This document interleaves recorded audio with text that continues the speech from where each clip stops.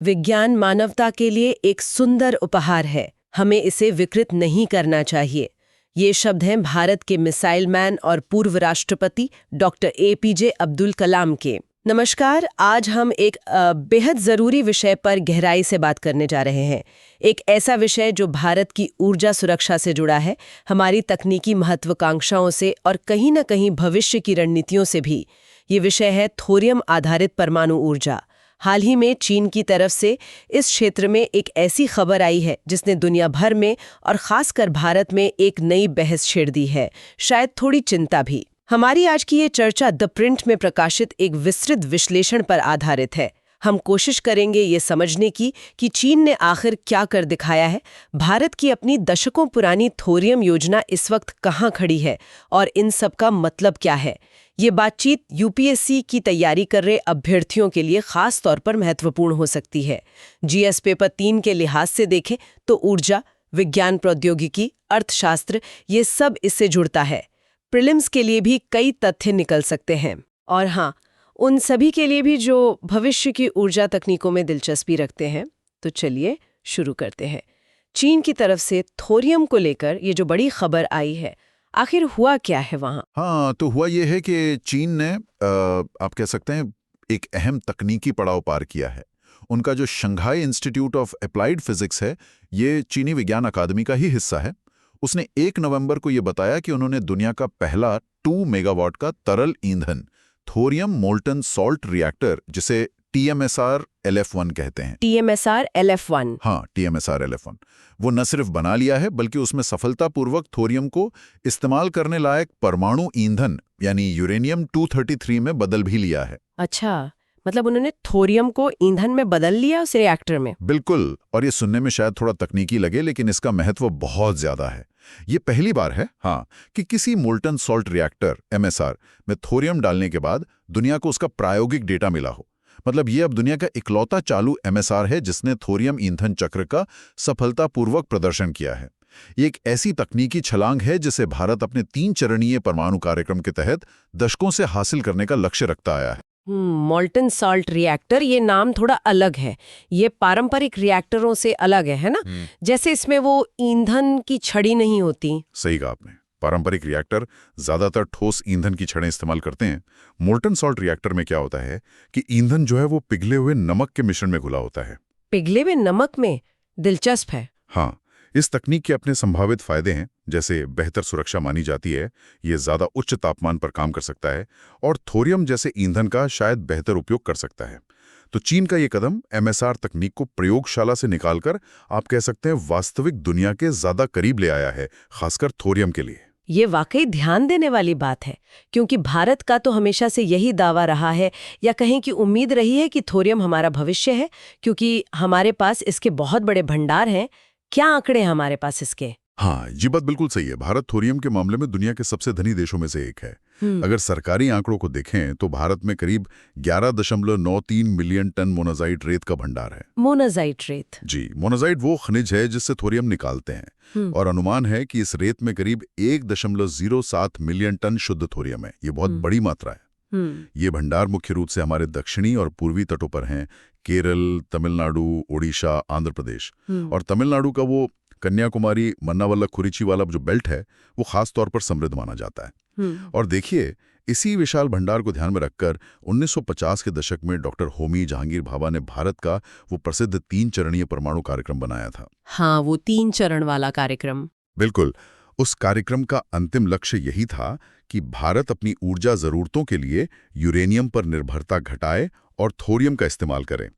BARC मतलब भाभा परमाणु अनुसंधान केंद्र ने 2004 में एक आकलन किया था।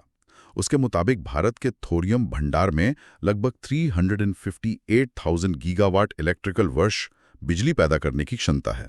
3,58,000 GV वर्ष, ये तो बहुत ज्यादा है। हाँ, बहुत ज्यादा। मतलब अगली पूरी सदी और शायद उसके बाद की जरूरतें भी पूरी हो सकती हैं अगर हम इसे इस्तेमाल कर पाएं। तो फिर सवाल यही उठता है कि अगर लक्ष्य इतना बड़ा था, क्षमता इतनी विशाल, तो फिर 70 साल बाद भी हम चीन से पहले ये क्यों नहीं कर पाए? भारत अभी कहाँ खड़ा है इस सफर में? देखिए, हमें यह भी मानना होगा कि भारत ने अपने परमाणु कार्यक्रम में काफी कुछ हासिल किया है। ऐसा नहीं है कि कुछ हुआ नहीं। हमने पहले चरण में लगभग 20 दबावयुक्त भारी जल रिएक्टर यानी PHWRs लगाए हैं, जो प्राकृतिक यूरेनियम पर चलते हैं। हाँ, प्राकृतिक यूरेनियम पर। और इनसे हमें प्लूटोनियम मिलता है जो दूसरे चरण के लिए जरूरी है। ये रिएक्टर भारत के परमाणु ऊर्जा उत्पादन की रीढ़ रहे हैं दशकों से। अब हम दूसरे चरण में मतलब एक तरह से प्रवेश कर रहे हैं। हाल ही में तमिलनाडु के कलपक्कम में भारत का पहला स्वदेशी prototype fast breeder reactor PFBR, उसमें ईंधन डालने का काम शुरू हुआ है। हाँ, PFBR की खबर आई थी। जी, ये 500 मेगावाट का लिक्विड सोडियम कूल्ड रिएक्टर है। ये पहले चरण से निकले प्लूटोनियम का इस्तेमाल करेगा। और महत्वपूर्ण बात यह है कि ये PFBR तकनीक थोरियम को भी ईंधन के रूप में इस्तेमाल करने के लिए अनुकूल है, जिसे थोरियम ब्लैंकेट कहते हैं। उम्मीद है कि ये 2026 के अंत तक पूरी क्षमता से चालू हो जाएगा। और इसके साथ साथ तीसरे चरण की तैयारी भी चल रही है। हमारे वैज्ञानिक advanced heavy water reactor AHWR पर काम कर रहे हैं। ये मुख्य रूप से थोरियम आधारित ईंधन चक्र पर ही चलेगा और इसमें कई नई सुरक्षा विशेषताएं भी होंगी। तो काम तो चल रहा है, लेकिन शायद वो रफ्तार नहीं दिखी, खासकर थोरियम के सीधे उपयोग के मामले में, जिसकी उम्मीद थी। अच्छा, यहाँ एक बुनियादी सवाल समझना शायद जरूरी है। हम बार बार कह रहे हैं थोरियम का उपयोग, इसे सीधे क्यों नहीं इस्तेमाल कर सकते बिजली बनाने के लिए? इसे ईंधन में बदलना क्यों पड़ता है? हाँ, ये समझना जरूरी है। देखिए, परमाणु ईंधन मोटे तौर पर दो तरह के होते हैं। एक होते हैं फिजाइल और दूसरे फर्टाइल। फिजाइल और फर्टाइल। जी, फिसाइल पदार्थ वो होते हैं जैसे यूरेनियम 235 या प्लूटोनियम 239, जो न्यूट्रॉन से टकराकर तुरंत विखंडन मतलब फिजन शुरू कर सकते हैं और ऊर्जा छोड़ते हैं। थोरियम खासकर जो प्रकृति में मिलता है, थोरियम 232, वो फिसाइल नहीं है, वो फर्टाइल है। फर्टाइल होने का मतलब है कि वो सीधे फिजन शुरू नहीं कर सकता, लेकिन वो रिएक्टर के अंदर न्यूट्रॉन को सोखकर एक फिसाइल पदार्थ में बदल सकता है। अच्छा, तो उसे बदलना पड़ता है पहले? हाँ, जब थोरियम 232 एक न्यूट्रॉन सोखता है तो वो पहले बनता है थोरियम 233, फिर वो जल्दी से बदलता है प्रोटैक्टीनियम 233 में और आखिर में बनता है यूरेनियम 233। यही यूरेनियम 233 फिसाइल है। इसे ईंधन की तरह इस्तेमाल किया जा सकता है। चीन के मोल्टन सॉल्ट रिएक्टर जैसी नई तकनीकों में इसी यूरेनियम 233 को प्लूटोनियम जैसे किसी दूसरे फिसाइल ड्राइवर ईंधन के साथ मिलाकर इस्तेमाल करने की कोशिश हो रही है। भारत के तीसरे चरण का लक्ष्य भी यही यूरेनियम 233 बनाना और इस्तेमाल करना है। समझ गई। तो ये प्रक्रिया है। अब आते हैं विशेषज्ञों की राय पर। जैसा द प्रिंट के लेख में जिक्र है, क्या भारत वाकई पिछड़ गया है?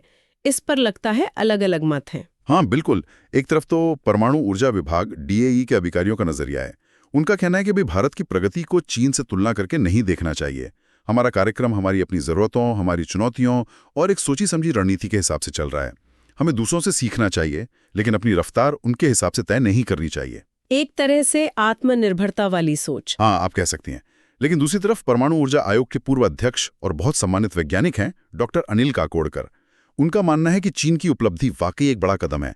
उन्होंने द प्रिंट से कहा कि ये वो मुकाम है जो भारत को चीन से पहले हासिल करना चाहिए था। तो वो मानते हैं कि हमें पहले करना चाहिए था ये। हाँ, हालांकि उन्होंने ये भी जोड़ा कि थोरियम का सफल इस्तेमाल सिर्फ किसी एक देश के लिए नहीं बल्कि पूरी दुनिया के लिए ऊर्जा का एक बड़ा स्रोत बन सकता है। तो ये सिर्फ प्रतिस्पर्धा नहीं, एक अवसर भी है सबके लिए।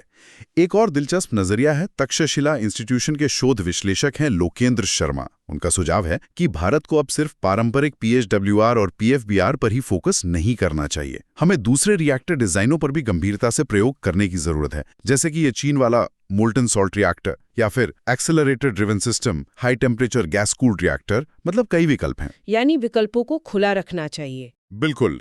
उनका तर्क है कि शायद हमें सिर्फ एक ही रास्ते पर यानी 3 चरण वाले रास्ते पर ही निर्भर नहीं रहना चाहिए। शर्मा एक और महत्वपूर्ण बात कहते हैं। उनके अनुसार हमारी जो 3 चरणीय योजना है, उसने अपना एक रणनीतिक लक्ष्य यानी हथियार बनाने लायक प्लूटोनियम हासिल करना, वो तो काफी हद तक पूरा कर लिया है, लेकिन जो उसका मुख्य घोषित लक्ष्य था कि थोरियम से अपार ऊर्जा बनाना, वो दशकों बाद भी अधूरा है। इसलिए उनका सुझाव है कि अब समय आ गया है कि हम अपनी लंबी 3 चरणीय योजना के साथ साथ थोरियम के सीधे उपयोग के लिए कुछ और यथार्थवादी, शायद ज्यादा तेज रफ्तार वाले रास्ते भी अपनाएं। ये एक तरह से रणनीति पर पुनर्विचार का सुझाव है। ये वाकई सोचने वाली बात है कि क्या हमें अपनी रणनीति को समय के साथ बदलने की जरूरत है। अच्छा, अगर भारत के पास इतनी क्षमता थी, इतना पुराना लक्ष्य था, तो फिर चीन इतनी तेजी से कैसे आगे निकल गया? क्या कारण बताए गए हैं उनकी इस बढ़त के? द प्रिंट के विश्लेषण में इसके कई कारण दिए गए हैं। पहला और शायद सबसे साफ दिखता है वो है निर्माण की रफ्तार। चीन का ये थोरियम एमएसआर सितंबर 2018 में बनना शुरू हुआ और अगस्त 2021 में पूरा हो गया, मतलब 3 साल में। जबकि उनका लक्ष्य 2024 का था। 3 साल में? ये तो बहुत तेज है। हाँ, ये उनकी प्रोजेक्ट पूरा करने की क्षमता दिखाता है। दूसरा है पैमाना यानी स्केल। चीन परमाणु ऊर्जा पर बहुत बड़ा दांव खेल रहा है। 2013 से 2024 के बीच उन्होंने 13 नए रिएक्टर बनाए हैं और 33 और बनाने की योजना है। 33 और? जी। वो अमेरिका और फ्रांस से तकनीक तो ले ही रहे हैं, लेकिन साथ ही वो प्रायोगिक मतलब एक्सपेरिमेंटल तकनीकों पर खुद भी भारी निवेश कर रहे हैं। ये एमएसआर उसी का नतीजा है। तीसरा कारण, जो शायद सबसे ज्यादा चौंकाने वाला है और रणनीतिक रूप से बहुत महत्वपूर्ण, वो है लागत में कमी। कॉस्ट। हाँ, कॉस्ट। इस साल जुलाई में नेचर पत्रिका में एक अध्ययन छपा था, उसका हवाला दिया गया है। वो ये दिखाता है कि जहां अमेरिका में रिएक्टर बनाने की लागत 1960 के बाद बढ़ती ही गई, वहीं चीन में 2000 के दशक में ये आधी हो गई। आधी हो गई? हाँ, एक उदाहरण दिया है। अमेरिका का वॉकटेल 4 रिएक्टर है, 1250 मेगावाट का। उसकी लागत आई करीब $15 प्रति वॉट। और चीन का हाल ही में चालू हुआ फंक्शन गैंग 4 रिएक्टर है, 1180 मेगावाट का। उसकी लागत आई है सिर्फ $1.97 प्रति वॉट। $15 और लगभग $2। ये तो जमीन आसमान का फर्क है। बिल्कुल। ये लागत का भारी अंतर चीन को इतनी तेजी से इतने सारे रिएक्टर बनाने में बहुत मदद करता है। ये सिर्फ तकनीक की बात नहीं रह जाती, ये अर्थशास्त्र की बात बन जाती है। और एक और पहलू सामने आया है हाल की रिपोर्ट्स में। लगता है कि चीन के पहचाने गए थोरियम संसाधन भी शायद अब भारत के 1.07 मिलियन टन से कुछ ज्यादा हो सकते हैं, करीब 1.3 से 1.4 मिलियन टन। हालांकि भारत के भंडार भी बहुत विशाल हैं, पर अब चीन संसाधन और तकनीक दोनों में तेजी दिखा रहा है। तो इन सब बातों का निचोड़ क्या निकलता है? चीन की ये सफलता, भारत की अपनी स्थिति, विशेषज्ञों की अलग अलग राय, लागत का ये बड़ा अंतर, ये सारी जानकारी हमारे श्रोताओं के लिए, खासकर यूपीएससी की तैयारी करने वालों के लिए क्यों मायने रखती है? इसके कई गहरे मायने हैं। पहला तो सीधा सीधा भारत की दीर्घकालिक ऊर्जा सुरक्षा का सवाल है। थोरियम हमारे लिए एक बहुत बड़ा संभावित समाधान है, इसमें कोई शक नहीं। लेकिन सिर्फ भंडार होना काफी नहीं है। उसे कुशलता से और किफायती तरीके से इस्तेमाल करने की तकनीक विकसित करना और उसे लागू करना, ये असली चुनौती है। चीन की प्रगति ये दिखाती है कि इस क्षेत्र में वैश्विक प्रतिस्पर्धा तेज हो रही है और हमें शायद अपनी गति बढ़ानी पड़ेगी। यानी सिर्फ क्षमता होना काफी नहीं, उसे हकीकत में बदलना होगा। बिल्कुल। दूसरा, ये विज्ञान, प्रौद्योगिकी और नीति निर्माण में नवाचार और अनुकूलन के महत्व को दिखाता है। क्या दशकों पहले बनी एक रणनीति आज भी उतनी ही प्रासंगिक है? क्या हमें नई तकनीकों जैसे एमएसआर को अपनाने में ज्यादा खुलापन और तेजी दिखानी चाहिए, भले ही वो हमारी मूल योजना का हिस्सा ना रही हों? ये गंभीर सवाल हैं जिन पर देश के नीति निर्माताओं और वैज्ञानिक समुदाय को विचार करना होगा। और यूपीएससी अभ्यर्थियों के लिए इसकी प्रासंगिकता? हाँ, यूपीएससी अभ्यर्थियों के लिए ये विषय कई तरह से महत्वपूर्ण है। जैसा आपने शुरू में कहा, ये सीधे जीएस पेपर 3 से जुड़ता है। विज्ञान, प्रौद्योगिकी, ऊर्जा सुरक्षा, भारतीय अर्थव्यवस्था। प्रीलिम्स में थोरियम, मोनाजाइट, भारत के परमाणु कार्यक्रम के चरण जैसे पीएचडब्ल्यूआर, पीएफबीआर, तीसरा चरण, रिएक्टरों के प्रकार जैसे एमएसआर, एएचडब्ल्यूआर, फिर बार्क, डीएई जैसी संस्थाओं पर सवाल बन सकते हैं। मेंस में ये भारत की ऊर्जा नीति, आत्मनिर्भर भारत, मेक इन इंडिया परमाणु क्षेत्र में, चीन के साथ तकनीकी प्रतिस्पर्धा और हमारे R&D इकोसिस्टम की स्थिति जैसे मुद्दों से जुड़ सकता है। और इंटरव्यू में भी इस पर राय पूछी जा सकती है कि भारत को आगे क्या करना चाहिए। हाँ, ये एक ऐसा मुद्दा है जिस पर कई मोड़ों से सवाल बन सकते हैं। और आम लोगों के लिए भी ये जानना जरूरी है कि भाई, भविष्य में हमारे घरों और उद्योगों को बिजली कहाँ से मिलेगी? क्या वो साफ होगी? क्या वो सस्ती होगी? और इस पूरी वैश्विक तकनीकी दौड़ में भारत कहाँ खड़ा है? बिल्कुल, ये सिर्फ एक तकनीकी खबर नहीं है, बल्कि भारत के भविष्य के ऊर्जा परिदृश्य और उसकी सामरिक स्थिति से जुड़ा एक महत्वपूर्ण मुद्दा है। तो आज की इस चर्चा को समाप्त करते हुए शायद एक सवाल के साथ छोड़ना ठीक रहेगा। हाँ, बिल्कुल। एक बड़ा सवाल यहाँ ये उठता है जिस पे शायद सभी को सोचना चाहिए। चीन की इस तेज रफ्तार और बदलती हुई वैश्विक तकनीक को देखते हुए क्या भारत को अपनी दशकों पुरानी, प्रतिष्ठित, 3 चरणीय परमाणु योजना पर एक नए सिरे से, शायद ज्यादा आलोचनात्मक दृष्टि से विचार करने की जरूरत है? क्या हमें थोरियम तक पहुंचने के लिए और रास्ते, जैसे कि मोल्टन सॉल्ट रिएक्टर या अन्य उन्नत तकनीकें, ज्यादा आक्रामक तरीके से तलाशने चाहिए, भले ही इसके लिए हमें अपनी स्थापित योजना में कुछ बड़े बदलाव ही क्यों न करने पड़े?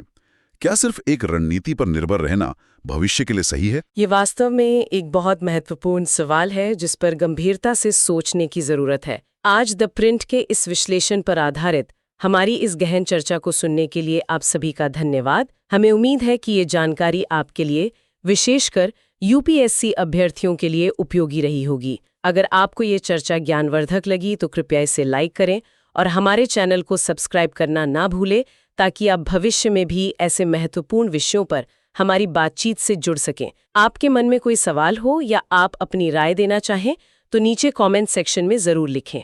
अगली बार फिर मिलेंगे एक नए विषय और उसके गहरे विश्लेषण के साथ। तब तक के लिए नमस्कार।